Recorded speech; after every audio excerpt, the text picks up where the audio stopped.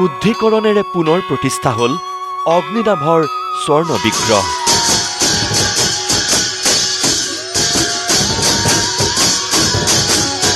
গাখীৰেৰে ধুৱাই পূজা পাতল যাগ-যজ্ঞৰে পূজাৰীয়ে প্ৰতিষ্ঠা কৰিলে অগ্নিনাভক।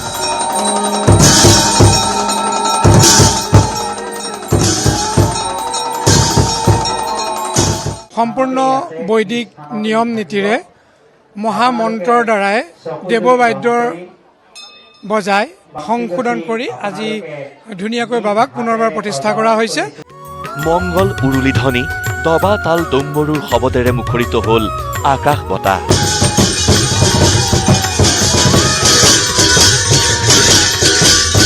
হাজাৰ হাজাৰ ভক্তৰ সমাৱেশ মন্দিৰ চৌহদত।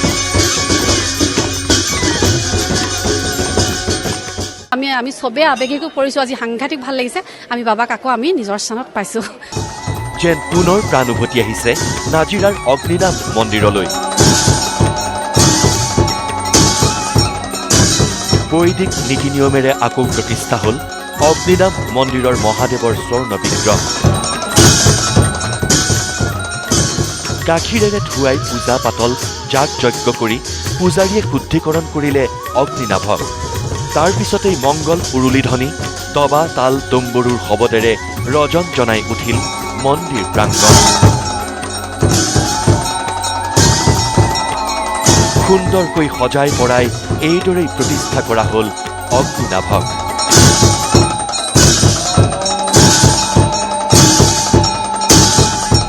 যোৱা শুকুৰবাৰে নিশা অগ্নিনাভ মন্দিৰৰ পৰা চোৰে চুৰি কৰি লৈ গৈছিল মহাদেৱৰ স্বৰ্ণমূৰ্তি, ত্ৰিশূল, ডম্বৰু আৰু 19ডাল ৰূপৰ চেইন।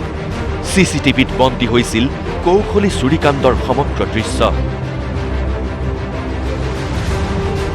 চুৰিকাণ্ডৰ পিছতেই কান্দোলত ভাগি পৰিছিল মন্দিৰৰ পৰিচালিকা শিখা মজিন্দাৰ বেজবৰুৱা।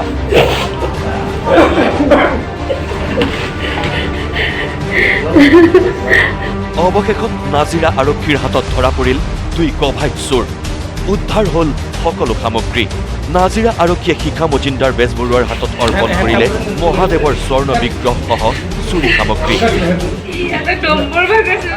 আৰু আজি অগণন ভক্তৰ উপস্থিতিত পুনৰ প্ৰতিষ্ঠা হ'ল অগ্নিনাভ।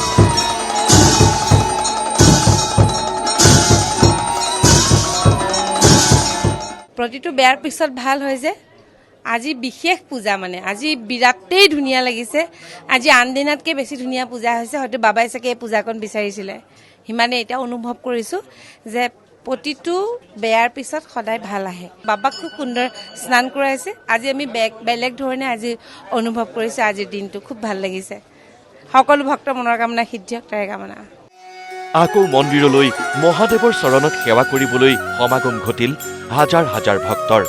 ভক্তই প্ৰাৰ্থনাৰে মূৰ দোৱালে মহাদেৱৰ শ্ৰীচৰণত।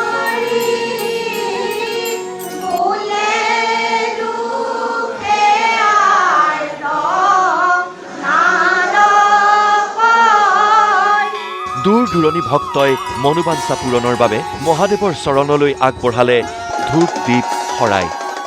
লক্ষ্মী বাবা আহিছে আৰু শিৱ বাবা ওচৰলৈ আহিলোঁ। তেখেতক মানে দৰ্শন কৰিম বুলি আহিছোঁ। বহুত সমস্যা হৈছে, সমস্যাৰ পৰা যেন বাবাই দূৰ কৰে। বৈদিক নিয়মেৰে মূৰ্তিভাগ প্ৰতিষ্ঠা কৰি পূজা আৰম্ভ কৰা হৈছে আৰু ভক্তৰ যথেষ্ট ভিৰ আজি।